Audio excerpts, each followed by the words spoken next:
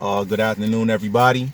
This is your host, Stephen McDonald, with another episode of the 4 a.m. podcast. Now, I haven't been uploading as frequently as I would like. I've had to make some concessions. As some of you know, my car is currently disabled, but Lord willing, I will be back in the car soon. But I was able to kick it with, I really don't even, he's definitely a brother of mine. He's definitely my brother, but somebody I met when I first started my journey. So I'm gonna give you a little bit of background. I always knew when I was a young person that I wanted to work with kids. I thought originally I wanted to be a school psychologist or like a psychiatrist, but it turned out, God, had it so that I became a school counselor. But I remember in college, there was this guy who used to work with kids. He used to work at the Mount Hope Family Center, and he told me that if this is what I really wanted to do, I should, find out more about this organization. So they had this thing. They wanted to do a group with at-risk kids, and they wanted me to be a part of it. You know, me being black and being male, they thought I'd be good to work with these young men. So I came to this place called the Nancy Watson Dean House. And we used to, I don't remember what day it was, but it was like once a week.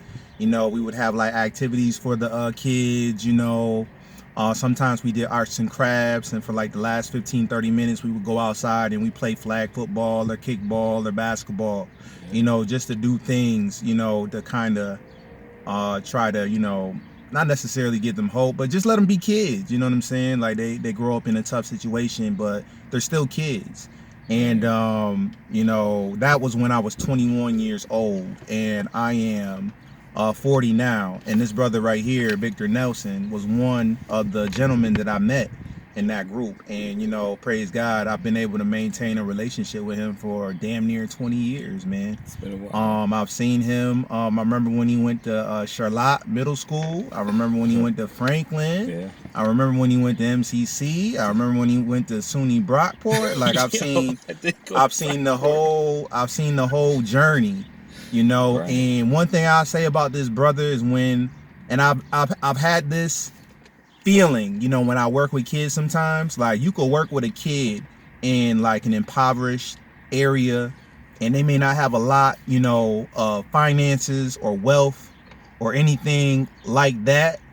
But, when you meet these kids, you realize that there's something unique about them. There's something special. Like they have like, God-given abilities and talents and gifts. And you just have this feeling that they're going to be okay. Like, like they've been chosen or they've been protected. And Victor was definitely one of those individuals. And, out of all the students that I worked with, no disrespect to any of them, but he's probably the one that I'm the proudest of. I'm definitely proud to be his brother. And, I may have done some things and, to assist him in his life, but it's been more of a blessing for me, and it's been enriching for me to have been a part of his journey. So without further ado, he got the longest intro ever. He got the longest intro, but without further ado, man, I'm gonna let my man introduce himself, Victor Nelson Jr. He done set it off. I remember when I was walking the stage and it was like, yeah, what do you want us to call us? On your card it says Victor Nelson. Now you gotta put the junior in there. Hell yeah. I need that junior in there. My daddy's gonna be proud of this one. Facts. That was the first time my mom and dad ever got together in a picture with me that I wasn't a baby. Praise God. It was crazy. I ain't gonna be able to do it. I'm sorry, but it's a good story. It was cool. It was definitely cool because it was nice to see them come together and celebrate that accomplishment. No doubt. So Facts. that was definitely dope. But I am Victor Nelson, Victor Jerome Nelson Jr. I teach English, which is funny because I failed English twice, right? I failed it in 8th grade. I failed it in 12th grade. But, just like Steph was saying, life was hard. Life was definitely difficult. I make music. I'm a father. I'm out here. Just like, Facts. But, Facts. I mean, meet me. Let's kick it. Ask me what you want to know, right? But that'll be the way to go. I'm definitely humbled and definitely appreciative of the relationship that I've been able to form with Steph and just making things work for all these years, because he's always been a source of inspiration whenever I felt like I was lost. At some point in time, you know, we would always find a way to, even if we had been separated for a couple, but always find a way to get back in touch and just, you know, figure out how to push it to the next level, you know, and that's definitely something that's helped me along my journey. Praise God. I usually ask everybody, you know, because like you said, even though you're a teacher in the Rochester City School District, like, you know, you're an artist, you're a rap artist. You're also in the process of writing a book. You've been on tour. A lot of people, probably your students, if they get a chance to check this out, they probably didn't know that. You know, you've actually been on tour. So, like, is there anything, you know, that you have in the works? Any projects, any pieces, anything that you want people to be on the lookout for? Well, right now I'm working with a few artists. They got stuff coming soon, so, you know, look out for that definitely. But as far as myself, I'm writing a new project. I feel like it's the same project I've been writing for the last 5 years. I feel like every time I feel like I got it where I want it, my feelings change, and I just don't feel the music anymore. Because for me, it's all about feeling. You know, I want to make sure that when it's said, and you told me this one day, you know, I don't open up enough, basically, you know what I'm saying? I give people surface level, but it's time to go deeper. And I think I've been searching for that myself, so those words actually help me take pen to pad and make more sense of the stuff that I'm saying, because it's got to be impactful, not just like, oh, okay, that was dope for the moment. Like, I want it to be lasting, you know what I'm saying? Facts. So, yeah, we got a project. I got a project that I'm working on. I say we, I speak of the team, but I got a project that I'm working on. Hopefully November drop. Then we got some shows that we're working on. First show's in November. Hopefully at Pineapple Jacks, trying to get that locked in right now. And then everything else will be coming out, you know, as it's brought to the table. That's what's up. Definitely. And then I usually ask this at the end, but I'm gonna ask now because I don't want to forget. If people want to like look for you, or people want to you know, stay in contact with you or see what you're doing, how can people reach out to you? Like what's your like your social media like handles or anything like that? Everything is at Vicky Vito, VICKEVYTO, Vicky Vito, right? If you put it together, key is somewhere in there. You just gotta look for it. But yeah, that's Facebook, that's Instagram, that's Tumblr, that's Twitter, that's everything. Bandcamp, if you want to see some of the old music, go and look. There's timeless classics up there. My students think it's a joke, but my students said I make music for old people, so yeah, they got a whole different vibe. Like older folks, look out. They just want to turn up, man. If it's not turn up music, they don't want to hear it. That's all they want to do. So they could care less what you're saying. They don't care about no literary devices, none of that. But it's cool because they never forget me. You know what I'm saying? Oh, facts, like I'm the crazy dude that rap for Yeah, old people. teacher, right? Yo, if I had a teacher that did anything cool, you know, I definitely was gonna remember that for sure. All right, so I got some questions. I'm kind of jumping all over the place a little bit, but I'm gonna just, you know, as they say on The Wire, I'm gonna just write it how it feels. That's what they used to say on The Wire in the 5th season. But anyway, it's a good show. Amazing show.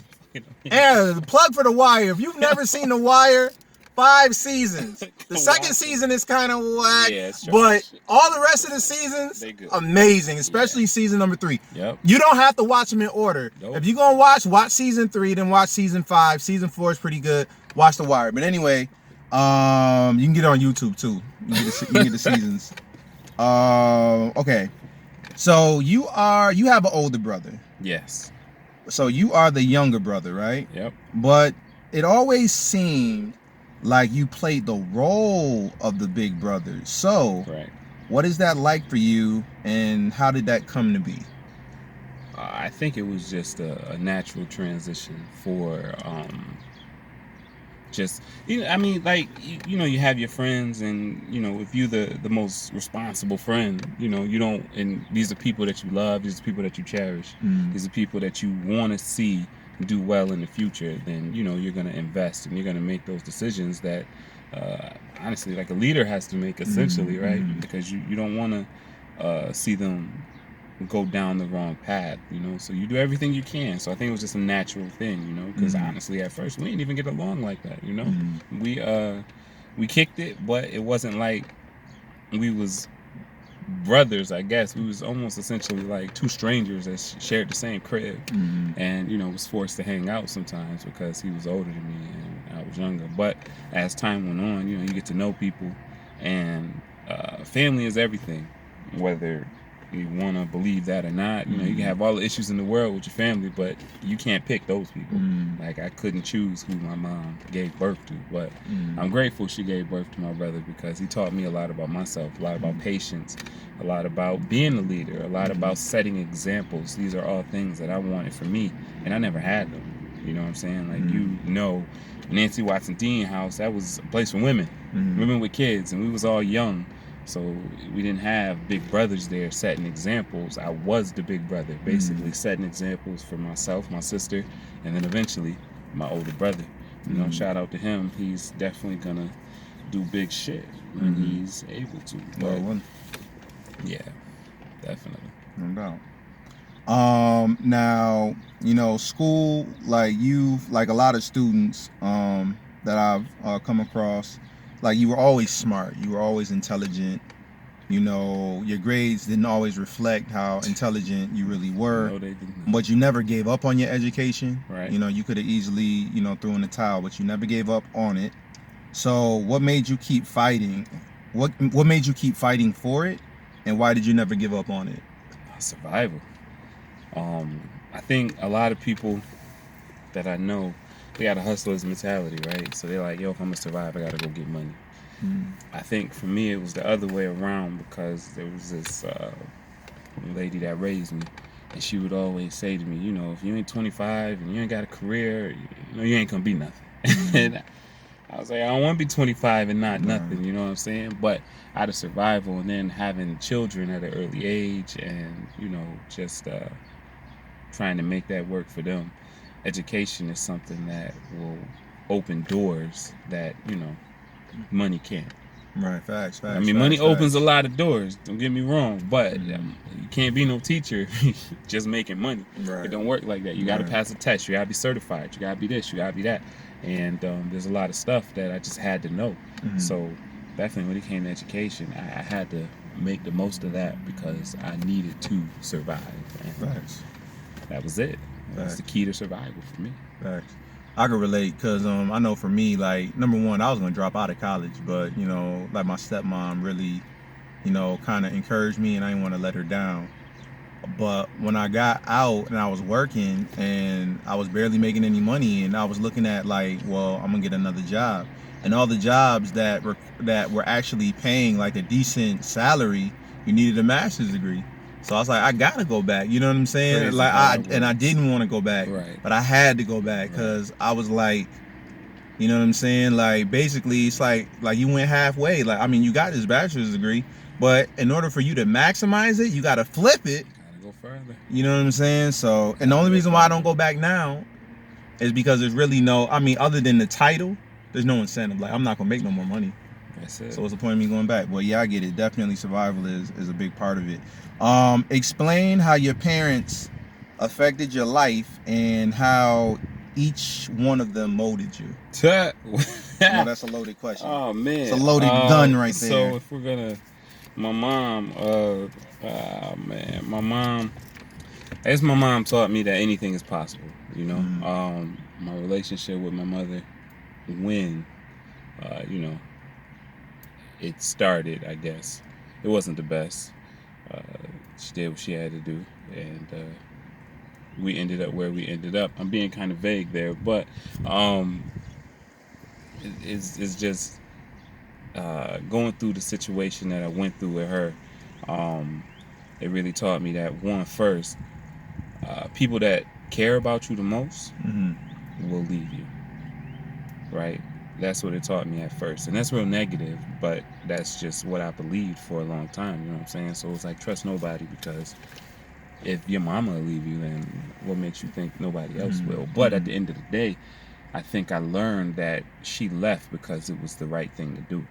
You know, so I also learned from my mother sacrifice. You know, strength. Like she to me, and this is me in my older years. She's the strongest woman I know. Mm-hmm. Like, so if I'm gonna marry somebody, you gotta be strong like my mama. Cause Mm-hmm. when it come down to making tough decisions, like leaving your kids because you're not right for them, that's hard. Mm-hmm. That's hard. I know a lot of people probably couldn't do that. They probably just suffer through whatever it is they're going through Mm-hmm. and not be willing to, and just drag the kids with them. You know what I'm saying? Right, facts. But that's not what she did, and I don't think I got to see it that way until I was old enough to understand it myself. You know, having children, I got 3 of my own. I think kids are so special that I gave each one of my children their own mother, and there have been times where, you know, I needed to step away to, you know, make sure that they were good, because that's what was needed, you know. Right. And can't nobody judge you but God, so it's Facts. not about thinking about what other people think, because truth be told, F everybody else, you know, everybody else living their life. The only thing they can do is comment and opinionate about what you got going on. Don't matter though, because they not living your life. Facts. So, you know, from my mother I learned strength. From my mother I learned that nothing's impossible. From my mother I learned that, you know, you can turn negatives into positives. I learned that it's okay to be emotional. You know what I'm saying? Like, it's okay to have feelings about stuff. It's okay to feel, because I know a lot of men, especially us black men, we don't feel. Like, that's not something that we're allowed to do. We just gotta soldier on and just keep it pushing. Suck it up. You know, she always taught me, like, you know, it's okay to feel what you're feeling. It's okay to not be okay. Just make sure you get your shit together and keep it pushing. You know what I'm saying? Have your moment, but don't forget that there's other things going on. Right. So I think my mother taught me to, you know, be strong. My father taught me the same thing, you know. Be strong, man. Be a man, you know. Know how to make a way. You know what I'm saying? Like, no matter what situation you in, you know, if you get sand, you better make water out of it somehow. You know, like that's the type of person my father is. You know, he's real cool. He's real calm. His demeanor is, he's a mystery. You know what I'm saying? And you never really know what's going on with him, but he always taught me, you know, you don't have to be the loudest person in the room to be the strongest. Right. You know what I'm saying? Facts. The person making the most noise usually got something to prove. You don't have to prove shit to nobody. And that's something he always told me. You don't have to prove nothing to nobody. My father taught me how to be a provider. He definitely showed me that. He always made sure that me, my brother, and my sister had what we needed when we were there. So, you know, from them, I think that I learned how to make it out here. And that's important to me, because this is a cold world. Without a doubt. Definitely a cold world. So learning how to make it through is important. Definitely something to make sure that your kids understand. Okay. And I think it's cool, you know, that, you know, you learned, you know, very powerful lessons from each parent. You know what I'm saying? And I think all of us, you know, our parents are our first teachers. You know what I'm saying? So you're going to learn something, whether it's good, bad, however you want to look at it. You know what I'm saying? You probably spent the most time with them, and they probably invested the most in you. Right. So, you know, you're definitely going to get something. You know, it's just a matter of how you want to apply it and how you want to use it and how you want it to manifest itself. And I think that's key, right? Perspective, right? Because I read this one thing on Facebook the other day about these boys who watched their dad grow up drinking, and one decided he wasn't going to drink nothing. And the other was like, oh, I'm going to get drunk all the time. But, you know, they watched the same thing. They just took away two different things from it. So I think perspective is definitely important there. You know what I'm saying? Because there's a lot that I saw that could have went the other way. But it didn't. So I'm grateful. No, praise God. Yes. Now, you are an alumni of Franklin High School. Yeah. And you are currently a teacher at Edison Tech High School. Yep. So you are very much affiliated with the RCSD, the Rochester City School District, right? Yeah. So since you have that expertise and that knowledge base, what is your view of the state of education in the RCSD, and what needs to happen in order to make it be more successful? Honestly, you got to burn the whole thing down. Start it over. Yeah, that sounds good to me. It's man. gotta go. The whole me. system needs to be thrown out, and Yeah. then you just need to start it again from the ground up. Facts, Because facts. right now, I like my job, so Yeah, we not going. This is But constructive at feedback. the end of the day, man, they really gotta take a look at the students that they service and understand that it's like the people calling the shots have no clue. Like they're so detached from what's going on. They do not. They make all these decisions and they don't really matter. You know what I'm saying? Right. It's like I don't know if you what was that book called? Native Son, right? Oh yeah, my son was breaking it down to me. He read it in English class. That book, and there was a scene. Well, there's a part in that book where they're talking about how people in the hood were basically starving, but to show that they cared about the hood, they went and built them a playground. Like, why would you build a playground instead of giving them food? You know what I'm saying? So you're not giving them what they need. Right. You're giving them a distraction, right? Yeah. Oh, the kids can go play, and the local dealers have somewhere to go sit when the kids aren't there, or maybe the kids are there. Who knows? But at the end of the day, they're not really taking care of the real needs of these kids. They're just supplementing with Band-Aids, tons of Band-Aids. That's it. But when the Band-Aids get ripped off, man, the blood's still poor.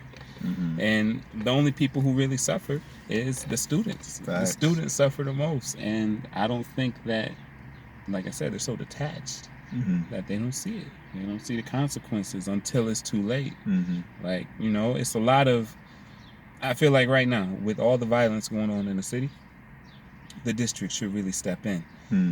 They should offer more programs for students. There's no reason for 14-year-olds to be shot because they're hanging out. They should have somewhere to go. They should always, if you're in the city school district, you should always have somewhere to go till about 8-9 o'clock at night, or whatever time you need it, because you know what, people need jobs. You know what I'm saying? Man, I'm pretty sure people love working overnight shifts, and there are kids that are homeless. There are kids that need to leave home. I don't know, but there should always be a space for these students to go to so they can make it to school tomorrow, and they can have none of the stress from the night before on their mind. All they need to do is focus on what they're focusing on. But I feel like the school, they do this much, man. Right, the bare minimum. Yeah. It's not even the minimum. Right. The minimum means like you actually got a need met. Yes. Like it's not even sufficient. It's unsatisfactory. Right.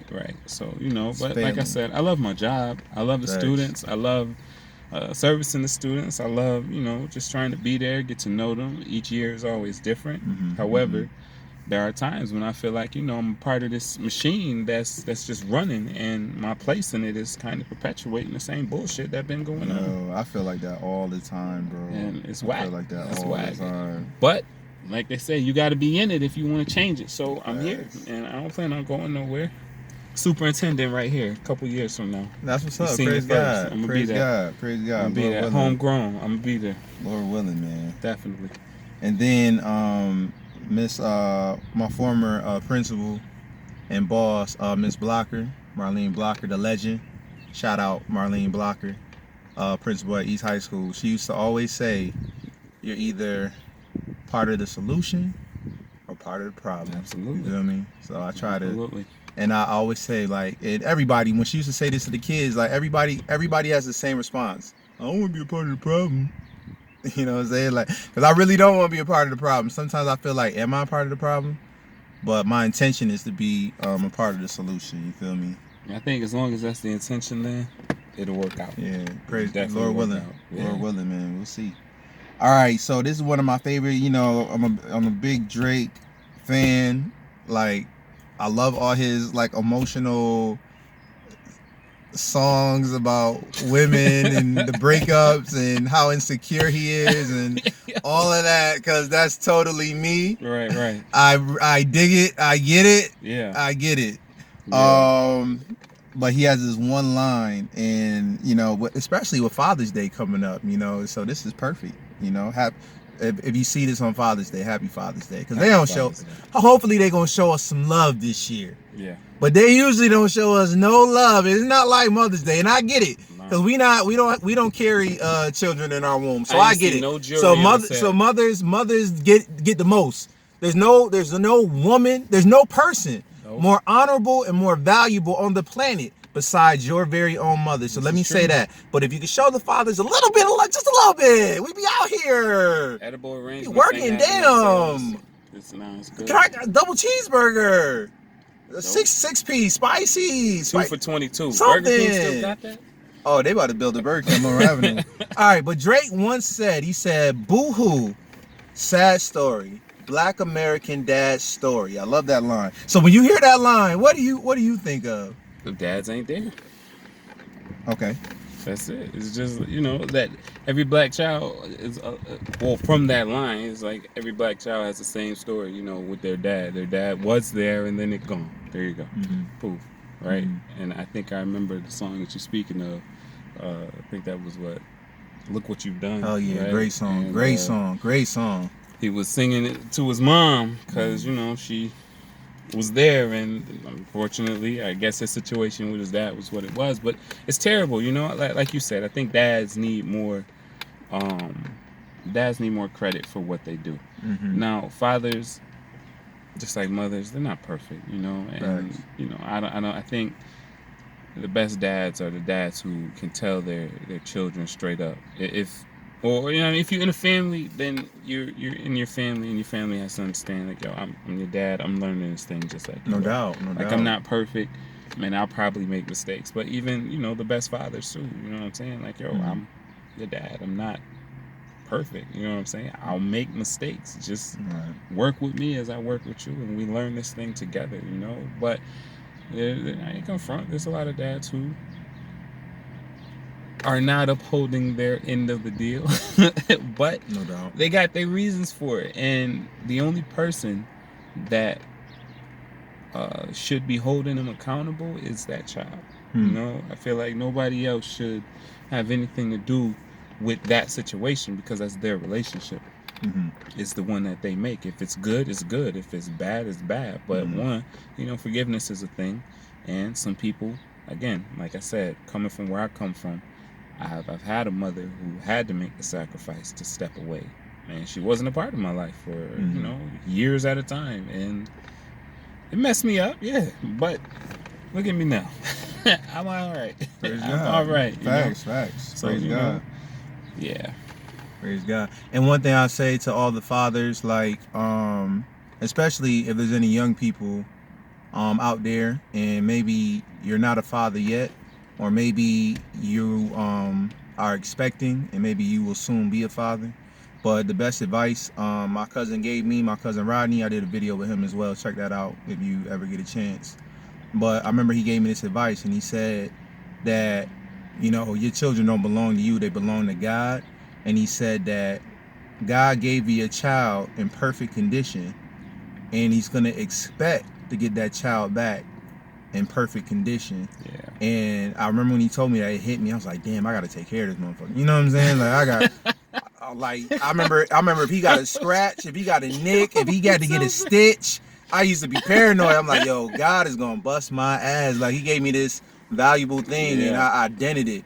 But for all the dads, like Vic was saying, we can do better. And even if you're a great dad, you can still do better. Right. Anybody can do better. So, like Kobe said, be better today than you were yesterday. Yeah. And my motto in life is I don't give nobody no room to say nothing about me. Like, you feel me? So I think all of us dads, we got to be on that same wave. Like, you can't say nothing. Oh, he got shoes on? Yep. He got Jordans? I bought those. He got clothes? I bought those. Yeah. Parent-teacher conference? I went to that. Report card? Yeah, I checked that. Homework? Yeah, it's done. Yeah, right. You feel me? We got to be on our job. But it should be like that with everything. You know what I'm saying? Like, shouldn't nobody be able to tell me nothing about me I don't already know? Facts. You know what I'm saying? Facts. So if something's going sideways, then at least I can check myself. Right, because it all starts there. You got to govern yourself. You got to be, without it, 100%. You got to govern yourself. If you 100%. Can't do that, then you got some stuff to work on. 100%. I agree, 100%. All right, so I'm gonna try to. I want to try to get a couple more questions in, because I got like a little timer. Yeah. Because like the video split if I keep going, but I'm definitely gonna get this one in. So what drives you, and what makes you want to get out of bed every morning? Oh man, you know what? For a while, it was external stuff. Like I had to find little stuff out in the outside world. Mhm, Like mhm. I had to find that because my aces. What do they call it? Acute childhood. What's that other word? You hit me with something new. Oh man, now I'm about to pull out my phone. Hey! I gotta look this up because I like that. this is serious. And that's right? and that's good. If you ever come across something you don't know, especially with the internet, man, just look it up. If you hear a word and you don't know what it means, just look it up. It's only gonna take you like 10 seconds, and you just gained a world of knowledge in like that 10, 15 seconds, man. So just look it up. Boom, what's it called? This is basically like childhood traumas and stuff. Like there's a score that you get, and the highest is a 10, right? I think I took it in college and I got like an 8, right? That's the highest. That's not good. Listen, it was the highest in my class. You know what I'm saying? Wow. So it was like, damn, yo, am I really this messed up? And just don't do it. But at the end of the day, like I had to find little things. I mean, sometimes it would just be the flowers. Like, yo, I might go see the flowers today. No doubt. I mean, no at doubt. one point in time, I've definitely been there. it was little things. But then I think once I reached a point where those things, like, cause flowers, season, right? Once they die for the season, they always come back, of course, but you gotta wait. And now what am I supposed to do? Now it's just, knowing, right? I'm going and I'm affecting lives every day. Like that's what I do. I wake up, I get to see these. Well, I don't see them because they on Zoom. It is what it is. But they know me, and I get to help mold young lives daily, or seeing my kids, you know what I'm saying? Or, sometimes it's that new Call of Duty drop that's about to drop. It's just like, hey, I gotta get up and play it. But I guess it all depends on what's going on in life at that time. But most times it's because, I'm happy to be here. That's what's up. I think it took a while to get to that point, but I love what I do. I love where I'm at. And I just want to make it to tomorrow. You know what I'm saying? Right. Like that's the goal. Every day the goal is to make it to tomorrow with a lesson learned that I can apply to tomorrow. You know what I'm saying? To the next day. I just want to try to be better. That's what's up. Facts. Yeah. And then I think I wanted to say.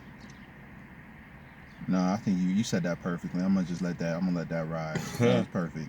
All right. So last question. I'm gonna try to throw this one. I know I'm gonna mess up the timer, but anyway, I gotta ask this question. All right. So I'm a Dragon Ball Z fan. You're a Dragon Ball Z fan. Yep. When I first met you, that was one of the things that we connected on. Those VHSs. Man. You know what I'm saying? I used to get the bootlegs from freaking what's that junk called? eBay. I used to get it from some random dude in Japan. He used to send me all the before these joints even came out. Right. They was in Japanese or some language. Yep. I swear I learned Japanese good enough to understand what they was talking about. But what is the most important lesson that Goku ever taught you? Oh man, Goku-san. He taught me to never give up. Always keep reaching greater heights. You gotta keep pushing yourself. It's like, hey, you walked 5 miles today, 10 tomorrow. You can do it, right? You're a TA. Be a teacher. You know what I'm saying? You're a teacher? Like, Be a superintendent.